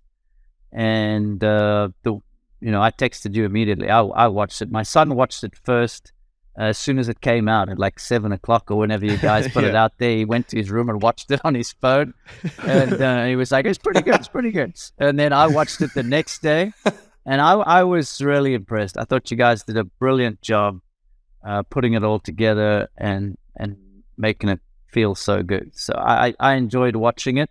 We got to get Riggs. We got to sort Riggs out. Maybe Riggs should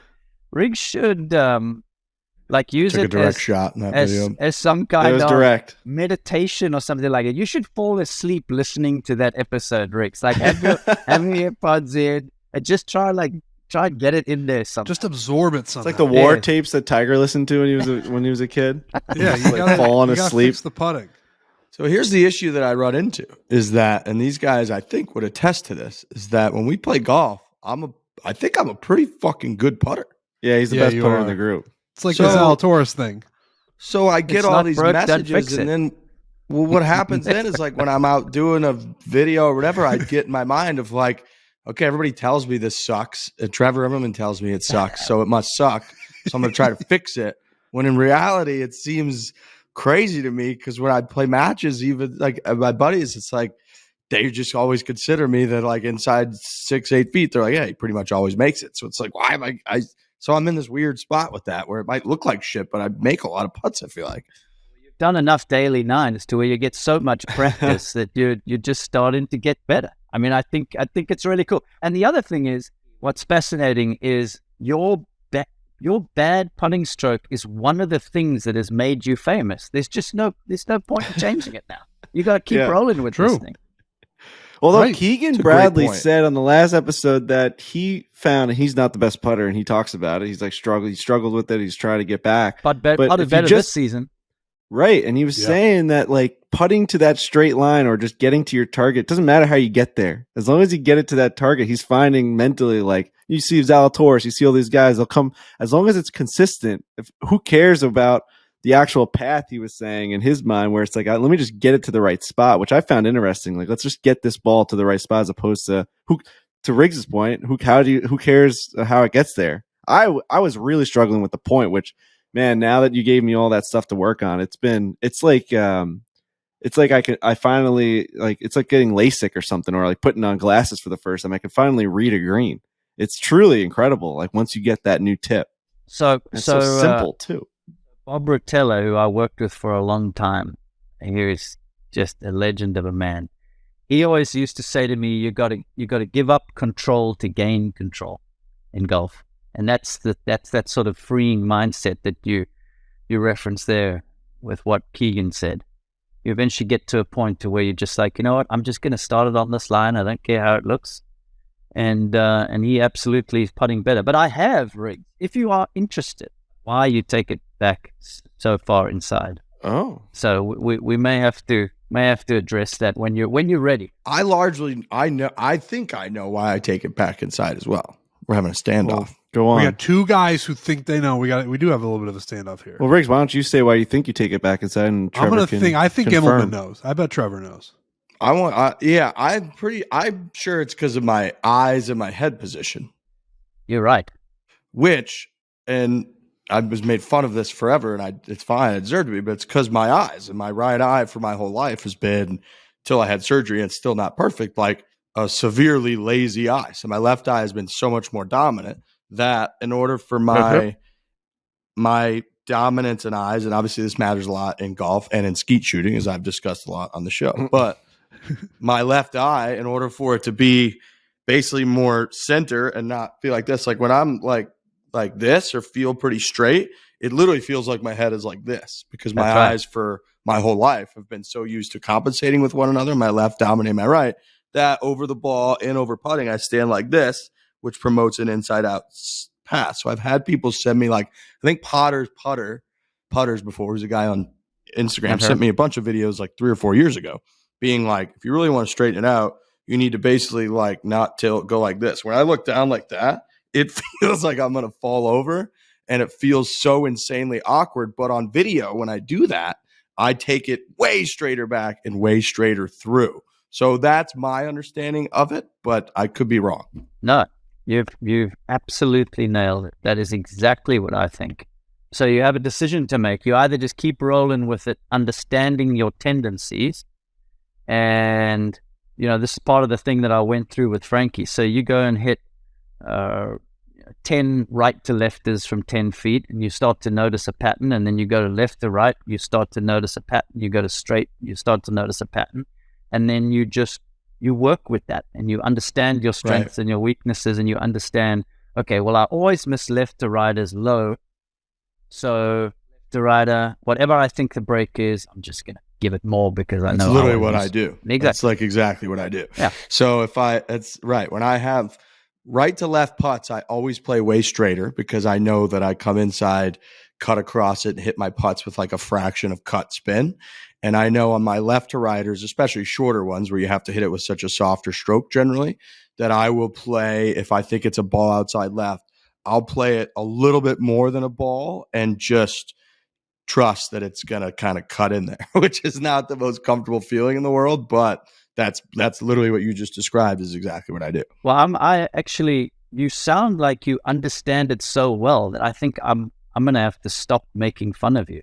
Because you actually no. You actually sound like you know what you're talking about. It's quite alarming, Riggs. It's alarming.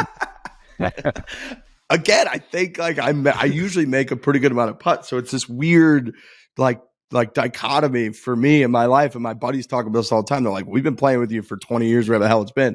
Like, you're always the best putter in our group." And then we go on Instagram, and everyone's like, "This guy literally shouldn't be allowed to have a putter in his hand." So it's just this weird thing in my brain, and I get it. But if I just explain it like that, it's not that entertaining. Then it kind of ends the whole thing. And like you said, people like my putting stroke. It is what it is. We're weekend golfers for the most part, so it is what it is. But I would still very gladly like do anything with you around putting. It's not like I make every putt. It's not like I'm the best putter in the world. I'm just relatively decent at it for our skill level, I would say. Well, we need to set that up at some point.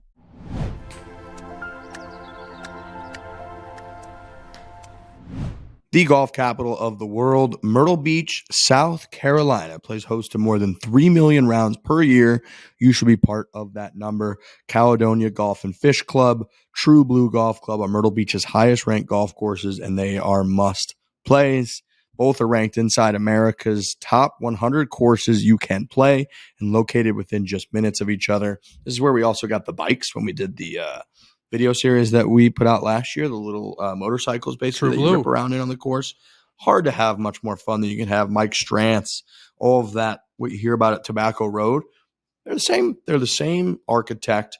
You're at Myrtle Beach. You're pretty much going to wake up on the beach. You can go to a million different restaurants, from high-end steakhouses to more family-friendly type stuff, seafood. You can go go-karting, mini golf, all that. Plus, you get to go play these excellent golf courses and dozens more phenomenal golf courses around Myrtle Beach. I think it's a must go for a buddy's trip. I think if you've got a crew that you kind of just every year you guys kind of are your circle in the country or the world with your buddy's trip and you haven't gone to Myrtle Beach, that's a place you have to go to. And it's for all the reasons that Riggs just listed. There's a ton of golf, but there's also a ton of other stuff, go-karts, restaurants, and it's all in this area that is accessible from wherever you're at. So Myrtle Beach is the place to be for sure.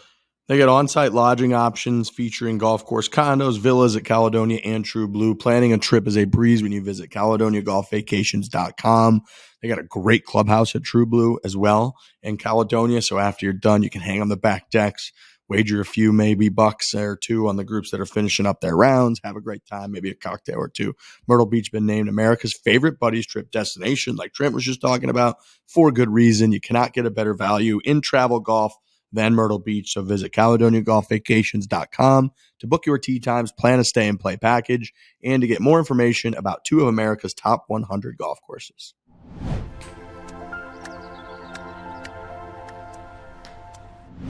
Trevor, I did something wild the other day when I played with Trent. I was trying out this new thing from like 4 or 5 feet where I would do my pre-putting routine the way we talked about, find my line, bring the straight line all the way in front of the ball. I'd find my spot. I'd pick it out. I'm doing the whole thing. I'm working on it. I'm practicing on it. I'm doing your practice drills. And for some reason, I know the reason. This guy at the Barstool Classic was like staring at the hole from like 10 feet and he made a putt. And I was like, that was so interesting. Like, why'd you do that? And he was like, it feels like I'm throwing a ball at it. And it gets my pace down. It's the Jordan Spieth, but he did it from so deep. I tried it a couple times and I was like, I didn't love the feeling of it because it's so far and it felt very strange to like almost miss the golf ball you felt like you were going to. But then around like 4 or 5 feet, I was walking around the hole, and I was staring at it, and I didn't like the way it felt, but I would look at the hole when I knew that I needed to make it, right? Like I wasn't worrying about the break. I'm like, just get this to the back of the hole and let's just drain this putt. I was looking at the hole, and then I'd kind of bring my eyes to that spot almost in one fluid motion. I'd start at the hole, start my backswing, bring the eyes down, and I was making like everything. Yeah, and I started working on this when we were playing with Trent the other day here at a local golf course, and I was like, it's just helping me get the ball around the hole a little bit more pace wise.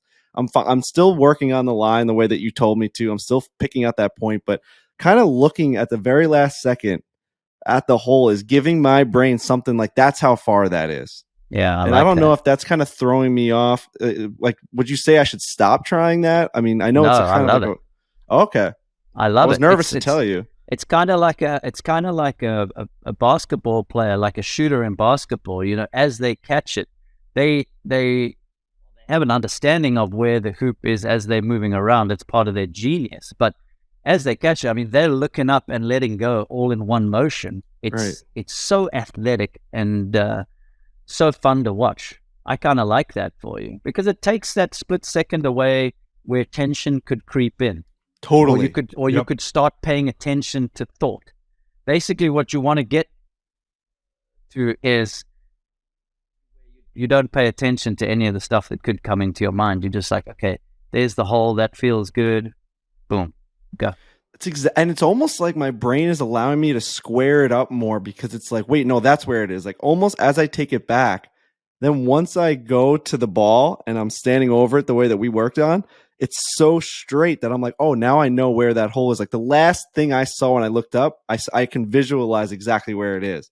As opposed to I look up, I look down. Now it's just been erased from my memory. I have no idea what's going on. So, yeah, I mean, I don't know that it'll be my forever putting routine, but like I think finding what works for you and adding it to the technique and the practice that you work on with someone like you, I think that's like the happy medium of trying to find out how do you actually apply it to your game. Yeah. You know what I mean? As opposed to trying to morph into something that doesn't feel right. It's like I found something that, oh man, like it's something clicked where it's like it's all working right now. I mean, I didn't putt lights out, but like I putt way better. Yeah. And it was, we'll see if it works. It's only been like 2 rounds. Absolutely. There's just nothing like feeling free in golf. Oh, it's the best. It can be fleeting. It can be very, very fleeting no matter what level you're at. It is when you're in that little zone of just feeling like I could just let it go and I feel comfortable. It's quite something. How about you, Trent? How have you been playing? I've actually been playing way better. My game's starting to come around. We've been playing a lot at that local club that Frankie mentioned. I've just been going out there and hitting balls. I was saying on the last podcast, I've got a little bit of the pulls left with my irons. I used to just have like that sort of fade that would just sort of die off to the right. And it wasn't great, but now I feel like I'm squaring the ball up, but I am coming through it more and the contact is better, but I've got the pulls to the left. So okay. The ball's going way further. My irons have been great. I've been hitting my driver way better. So we're on the right path. I just gotta figure out those pulls left because where we play, there's a stretch of holes that out of bounds it's all down the left. It's a cemetery and it's just, and when you hit balls out of there, you're dead. But I actually feel very confident. No pun. It's a cemetery. Yeah. I feel good about my game, but I just got to figure that out, but I'm on the right path. He needs that freeing thing that we just talked about where he feels like he can aim a little bit more now down the fairway and it's going to go there. So how many years did he think he needed to aim at the trees? Right. Does the ball start left, straight, and curve and then goes pretty straight? No, from my understanding, when I saw you last week and filmed Adam Scott, you were starting it left, but it was flying straight. That's right. It's like he's nutting a baseball like left center field into the upper deck. He's like arm, like shoulders kind of like up, and it's just like bang, and it's flying, cutting through the wind like he's never done before. The other day, he hit like a 195 5-iron through the wind. Nice. Just hit the front lip of the green. Like Trent never gets that pop, and it's just not coming back. Is it cutting, drawing, or is it just no? It's straight? Just going dead straight. Yeah, that's what I thought too. Okay, so what that means is your club face and your path. If it's a pretty straight shot, it's just a pull for a right-handed golfer. your club face and your path are matching to the left at impact. Okay. Right. Yeah. So you need to find a way to get your club face probably, this is the crazy thing about golf. You've got to find a way to get your club face like probably 1 or 2 degrees more open at impact when you strike the ball. So there's a couple different ways you could try that. You could set up, you could keep your grip the same. You could just set up with the club face a little more open and see what happens. Or you could actually weaken your grip a little bit, which would mean turning your hands to the left. Mm-hmm. Yep. And make the same swing. And all things being equal, that would give you a greater chance to have that face just being a touch more open at impact. Yeah, because my left hand is pretty strong. If he keeps his swing path the same, would that now bring back the fade, though, if you open up that club face and he keeps the swing path the same? Yes, because the path would be left of the face. Right. But here's the problem. This is why it's so delicate, and the sport is so delicate, and it's this balancing act. You've always, it always comes in twos. If you change one thing, probably got to change another thing. If you kept your club face too square, you started swinging out to the right, now you would start hooking it. Mm-hmm. A disaster. So the other option for you would be to keep your face where it is now, which is slightly left. Yeah. Okay. That would be a disaster. Swing more left. So if you could find a way to get your path the face, then it would be a start. Then it would be a proper fade, a start left fade. Okay. So those are the options that you've got to see which one you like best, or which one gives you the best result. I kind of like the weakening of the grip, because right now it's a strong. I make sure it is, and then I go for it. So I think that might be where I start. Yeah, just see what happens. But Frankie's right. If the face gets more open and the path stays left, there will be a tipping point to where you start the ball straight and then start losing it to the right. So that's the balancing act that you got to figure out. All right.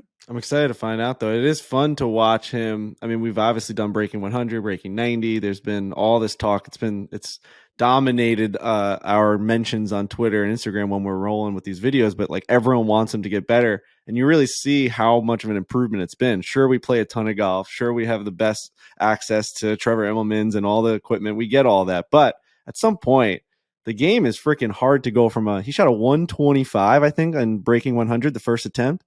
And now we're like 122, yeah. 122, and now we're just consistently 93, 94. I mean, that's a wild improvement to play ball in hole. If he was playing match play, he'd be breaking 90 every single round.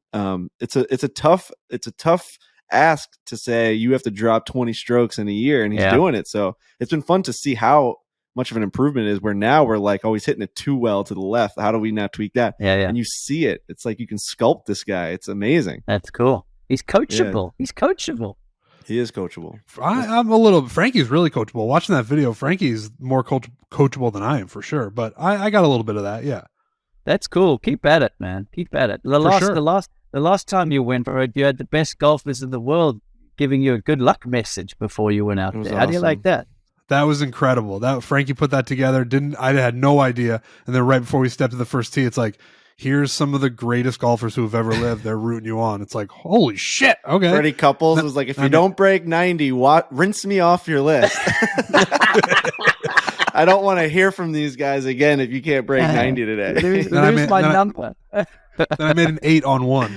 So yeah, oh man, and it was over. Hard hole. Trev, the other day I went out and I was telling these guys I played 9 holes. It was like 55 degrees here in New York. It was like the first day the golf course was open. Nobody was out there. Nobody knew the course was even open. I was by myself. I walked. I played as if I was playing in the Masters. I felt like I was Trevor Immelman out there. I was waving to the crowd. I was like walking with my chest up high and like up to the tee box. I said I even started to walk like my back was fused like Tiger. You know how you like walk out of the clubhouse and just make sure every step is perfect? I was doing that, and I just played the most enjoyable round of golf for 9 holes where I went driver, easy swing, whole entire system. I had it all ready to go, preparation. I went driver, fairway, onto the green with a birdie putt, and I shot a 36, and I just played unbelievably sound and just in my own body golf. And I've been chasing that feeling now for the last 3 or 4 times I've played. Like it's reignited like my love for wanting to like appreciate every single swing and every single shot. Like I feel like we're always like in carts and bouncing around and driving on cart paths and like rushing to the ball and hitting it and like taking a video and being like, like we're fucking assholes, like whatever. And this was like, it was just me and golf. And I'd never felt that in years, man. Like, I don't even know if I've ever felt that. That's I really cool. don't. It was spiritual. And this was at Colonial Springs. I wasn't at Augusta National. This was fucking, the trees are still barely alive right now, and nothing even looked beautiful. The greens were sandy, and I just fell in love with the game that day. I don't know what it was. Something about taking your time. Cool. Oh, dude, my gosh. I think walking, it makes a big difference. You and I walked just the other day when we played. Huge difference. It's way, I don't want to say better. It's just different. Like Frankie said with the carts, you get in a cart, you hit your shot, you get in the cart it's again. More of a golf experience. It's more of a golf experience. Yeah. Take your time. It's nice. And you get into the rhythm of the round so much better. It's when you're out there with people you enjoy walking, it's great too, because you know, it's fun how the conversation, like you start a conversation, you get going, and then okay, this guy goes over here, hits a shot, you hit your shot, and you come back, you pick right up on the same conversation, you keep going. Yes. It's there's a lovely rhythm to that. I think one of the biggest things for you is, and we all do this, but I think you do it a lot, especially because you're on Breaking 90 and people see it all the time, but is put your phone on silent and put it in your golf bag, even when you're in a cart in a video. And then it keeps you from like detaching, right? Because you're like in the round, in it with the guys, then you detach to Twitter, and then you do that. Like, again, everybody does it. But yeah. I notice a lot if I just right when I start, put my phone on do not disturb, put it in my golf bag, like beneath my pullover, so I can't even get it if I really wanted to. And then the other thing is like when you pull up to another guy's shot, like even if it's not your partner's or if it's the other cart, like get out of the cart. That's another big one too. Is like I just get out of the cart and like just be around, like just be, you know, and I just grab a thing of sand and like when that guy hits, like fill the divot with the sand, and you're instead of being like kind of that detached where you're in your cart and your thing. And obviously walking takes care of all of this, but if you're not walking and you're in a cart, I think those couple things, which again, it kind of takes an effort to do that, but they keep you from being in this other world. And they sort of, if you could do a couple of those things, I feel like it keeps you in the round. Well, because the other way you can you could tee off and in 4 minutes you made a 9 and you're like, what just happened? You know what I mean? Like right. you're driving 30 miles an hour on this golf cart and you're like, holy I mean, it's happened in Breaking 90 almost every episode where we're like, every episode. We're like they have no limiters on these carts and we're already at the green and we lost 3 balls. We have no idea what happened. Right. It's just it happens so fast. And That's you know, funny. at least walking, it's a little bit slower of a death. And maybe you're like, let's not lose this one. Let's just keep this one in play. Let's just hit it right there so we don't have to walk right or left. Riggs, did you just invent a new word, cartners? I've never heard that in my life. No, cartners a great one. Cartner's a great one. I definitely didn't invent that. But that is an all-time like, okay, you arrive with your pals, you throw balls up, or you do it randomly, or you go by handicaps. This is my partner for the day. Nassau, us two against you two. This is my partner. Let's ride. That was the name of my golf playlist was Cartner. It's just like, it's the best. Okay. It's the best word ever. Cause that's what it is. You guys are just ride or die. I mean, me and Trent are Cartners and Breaking 90. And it's like, we live and die by every single shot. Although I think the next episode, we should maybe try and walk. I love that. That's a good idea. Difference. That's a good idea. It's not a bad idea. I don't know about the filming, but it might make a huge difference. Maybe you get a caddy out there that's helping you, showing we've you talked where about that. And I think he would have already. The problem is like, don't you think that like we're trying to get him to achieve his goal, that if we had a caddy who knew everything about the course and like knew everything about his game, that it would be like less of a, I don't know, just because we've already had so many of him just trying to attempt it with no help, that it's like we need him to do it on his own. Well, maybe it would be a cool experiment to see if it works or doesn't work. Yeah. I think it would work, which is just like, I know people hate when I say that because they're like, why wouldn't you just do it then? But I know I see both sides of it because I would like to do it on my own, but I would also, I mean, when you have caddies, but then I say we don't want a huge caddy, difference. and I just input all my I'll be like, oh no, there was one break in 90 where I'm like, we're not taking a fucking caddy. I was going crazy. I'm like, everyone that said we need a caddy, you're a loser, you're a moron. And then the first hole, I'm like, all right, Trent, I think you gotta take a driver, and it's on the right side. And I was like, we're 290 away from that bunker, so we're fine. And I was just caddying for him, and they're like, you can't do that. Just get someone that knows what they're talking about. Maybe we'll get one. Yeah.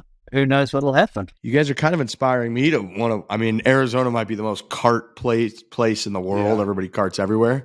You're kind of inspiring me to want to just get out there and maybe that's the show, Trent. Is I caddy for you? Oh wow! I know. I see. I've gotten but offers you'll get them. Like you'll get me there. You'll get them there. You'll get them there. That's what Justin Thomas said in that hype up video. He's like, I would get you at an 85 tomorrow. Yeah. Let me try a couple more times on my own, and if we get to like. If Frankie Trevor and I are about to get you an 84, Trevor would get you. Oh, Trevor would get me. We might break. We might break 90 and 80 in the same video. I know. It'd be funny if we started arguing over club choice and stuff like that. It'd be so funny.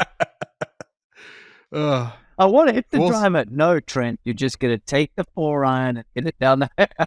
The 4-iron is a problem for me right now. But we'll get there. You should go down and play play 9 holes with him and see like how that goes. Like imagine like if you just gave up your being to Trevor Immelman for 9 holes, like how low could you go? And then we would see like, wait a minute, if we did a full 18, you like this is it. This is how we get there.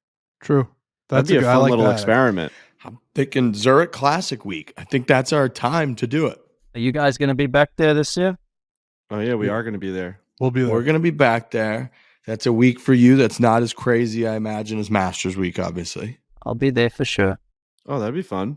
Yeah. See? Maybe try to whip something up that we week. We might have to try that. Mm-hmm. Mm-hmm. We have to ask Trevor about that. At what hole would we lose our 1 ball at Augusta? Yeah, so we had a listener question from last show that was if you were playing Augusta National, and you had 1 golf ball, and the minute you lose the golf ball, you're done for the round, how many holes would we make it into the round? It's quite hard to lose a ball at Augusta National. You know, there's only a few holes where water comes into play, and you have some space. So if you're aiming into the right areas, 11 is really going to be the first time you have an issue, but you have space to bail out to the right. 12 is a problem. 13 is a problem. 15 is a problem. 15 is a problem. That's saddle green. Problem. Saddle I watched green Sergio at 15 Garcia catches a lot of people. Saddle make like an 11. Yeah, I really, the more I've been thinking about this, I don't think I would lose one until 12. Because if the whole purpose of the question is like you're there not to just play your best round and then all of a sudden you find out that you only had 1 ball like Steve Williams and Tiger Woods in 2000, it's like, no, if that's the purpose, I think I could get through 11. And I think 12 is the first real like 50-50 or worse, because I think you just have to hit you have to hit a good golf shot there. There's really not a lot of other options. Yeah, I mean, you're not going to have a problem at 1. 2, if you go left, you could have a problem. You could lose 1 down there. 3, no issues. 4, no issues. 5, no issues. 6, nothing. 7, nothing. 8, nothing. 9, nothing. 10, if you snipe 1 off the tee, you could lose 1. Okay. Those left misses. I think that's probably where I end up. I think that's where my day ends. 10, you're over by Rory. Yeah. But the thing about 10 is that with the tee shot, you're aiming quite far to the right because you're trying to turn the ball around the corner. So you're giving yourself some room there because you're aiming so far down the right-hand side to hook it. Yeah, I think so. What about I think that's right. What do you guys got? I got to ask you a question about, you guys ever go to Boston Market? Yeah. Me? Yeah. Mm-hmm. Boston I do. Market Love Boston Market. Okay. So Boston Market, great spot. It's like a rotisserie chicken, and right, that's what you get there. Exactly, it's like a chicken pot pie place. Yeah. So the sweet potato is always good there. Oh yeah, I haven't had Boston Market in probably 15 years. good. It's so good. It's delicious. It's like you touch a bunch of different food groups. It's really quick. Anyways, I go there. I've been going to this one here in Scottsdale, and I hadn't been there in like a year. I'm pretty streaky. I used to go a bunch. But anyways, I went back there again this week for the first couple of times. I get the half chicken, mac and cheese, mashed potatoes. I get a little side salad. It's a great little meal, and then you go to bed. It's delicious. But I go in there, and it's a drive-through place, right? So I go in there, and yesterday, or 2 days ago when I go for the first time, as I come up to the window, they do the thing where they don't take your credit card. They like send the thing out to you, to put like the little machine, and it's facing me, and it just says on there like, how much do you want to tip? And I'm like, well, we're at it's like a fast food place basically. And so I put the thing in. I say 0 because I'm like, I'm not going to be shyster here because you threw the thing in my face. Nobody says anything. And at the time I feel a little bit like, what am I supposed to do here? Like, this isn't, dude. Like, are we just going to tip everywhere? So then last night I go back again and they hand the thing back to me and it's a different person. And she's like, oh, I'm going to hand this thing to you. And you just hit a couple buttons. And I do the same thing again. And then she literally goes, oh, or you just hit one button and then takes the thing back in. And so I'm literally sitting in my car and I'm like, whoa, I don't, and she was super nice after that. So I don't know if she really meant it that way, but it came off clearly like, okay, I saw that you didn't tip anything. So in that situation, are we tipping at like, I mean, it's a new way. That's a new thing. At the Islander games, they have a spot where you go and grab your own beer, you scan your own beer, and the lady's just standing back there. But you do the whole thing yourself. You grab the beer, you scan it, you put your chip in, and then a thing pops up that says, would you like to give a 20%? And it starts at 20%. I always hit like 25%. And I kind of look at her. I'm just like, what are we doing? What are we doing right now? This is crazy. It's already $25 beer, but it is funny. I don't know. They got it's a wild world that they throw it in your face like that. Well, you might have to stop going to Boston Market, Rick. Yeah. I know, and I'm happy to like. I'm from the Dave Portnoy school of tipping largely too, which is he always says I tip out of fear, not out of generosity. He's like, I just want people to not call me like this cheap asshole, so I always tip like more, as much as I possibly can, basically. And so I've pretty much always been that way too. I give the cart guys $10 or $20 every time they clean the clubs. It's like you're trying to make sure everybody's cool, whatever. And then there, I just was like, I kind of took a stand a little bit of like, well, if I'm just like walking down the street and somebody just shoves a thing in my face of like, would you like to tip? I'm like, well, at some level we got to say like, no. And so I don't know. I don't know if I go back there now and just hand them $10 and be like, I'm sorry, please don't think I'm a jerk. I don't know what to do. I don't know. I think you're gonna have to build a few extra bucks into what you think you're paying for Boston Market and just go for it. I think you're right. I think you can get a tip out of me if you force a tip onto me. I'm gonna give you a tip. Like if I'm put in that situation, I'm gonna. No matter what it is, I could have done. I could have built the house, and I'll still tip you for whatever reason. 100%. I don't know why we don't. Why the culture hasn't really moved to tipping like flight attendants. They basically do the same thing that like a waiter or waitress would do at a restaurant. Yeah. They do way more. Gosh, imagine if you got a plane full with like 300 people and everybody's tipping as a flight attendant. That's a great gig. Unbelievable. See that? Think about it. They're getting your drink constantly. They're getting food. What can I get you? You need headphones. I mean, they're in the service industry, are they not? That crossed my mind the other day. Now cash is going to come back. People are going to start bring cash back. Again. I like cash. That's how you bring cash back. Cash, one of the few hobbies or whatever lifestyles in the world where you really do need cash is if you're in the golf world. You just need cash. If you're going to gamble against buddies, if you're going to tip the cart guys out or the beverage cart or whomever, you just kind of need cash. I feel like in the golf world, but yeah, man, I guess we're just tipping everywhere now. I'll do it. I'm fine. I'll go back. I'm gonna go there tonight. I'm gonna get the half chicken. I'm gonna get that mac and cheese. I'm gonna hand them. You're eating too much Boston Market. So here's the question: Are you just gonna tip on tonight's meal? Are you retroactively gonna tip for all the meals that you haven't tipped over the last couple of weeks? Well, I think it's like if you could just bring the whole staff out, I got a couple people I got to pay out. That's the issue. You just start if it's just not sending money. Yeah, just throwing money into the window. If it's someone I've never seen before, I think it becomes difficult to start tipping retroactively. But if it's someone that, because you want credit for it, right? Mm-hmm. I mean, isn't that the only reason you're really tipping is so people don't look at you like you're an asshole for the most part? You're in quite a spot. Maybe you should just start fresh because if you like Boston market, that's great. I do. Start fresh, go to another Boston market. I'm sure they run the same system. And tip like it's your first time. And then they'll be like, oh, this guy's the best. And then every time you go there, I would just cut off the place you've been going to. Yeah, I think I kind of have I'm more of a Kentucky Fried Chicken, double down chicken sandwich guy myself. So, yeah, I don't really like Boston Market. It's different. Boston Market is very different. It's got kind of a healthy vibe to it. I feel like a little bit more so. I'm not really opposed to it. My favorite is probably, I like Chick-fil-A every now and then. Actually, I had Chick-fil-A the other night. Chipotle I like too. Do you tip when you go to Chick-fil-A? No.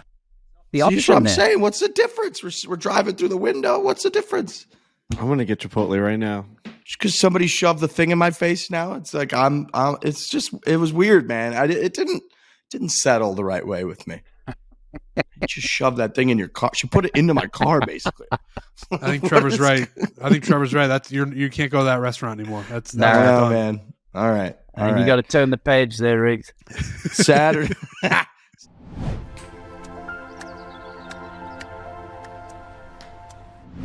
Peloton is more than just a bike company. They actually make a treadmill and a rower as well. Do you know that, Trent? I actually did not know that. You can discover a whole new world of exciting classes that change working out from another dreaded task to something that you actually want to stick with. Our very own Frankie Borelli loves his Peloton. He talks about it quite a bit. He's using that puppy to get into shape for his wedding. Hopefully, he's probably going to need it after the weekend that it sounds like he's having, which is what he deserves. You can move to your own beat in life and in your workouts. You can find what gets you moving with everything from gospel to metal rides, an EDM walk, or a scenic row through San Diego. That sounds delightful. I love San Diego. San Diego is amazing. People always talk about Peloton instructors, that they fall in love with one instructor that they vibe with, that gives you a great workout. So if you find somebody you like, you can just keep taking those classes and get into the best shape of your life. So no matter where you're starting from, Peloton's expert instructors are there to guide you with contagious energy and supportive instruction at every level to really take you wherever you would like to go. And like I said, you probably might not know this. You think bike's great. People rave about it. We rave about it. We love it. They make a treadmill and a rower as well. You can row yourself right through San Diego. Try Peloton, tread, row, or bikes risk-free with a 30-day home trial. New members only, not available in remote locations. See additional terms at onepeloton.com/home-trial. Again, that is onepeloton.com/home-trial.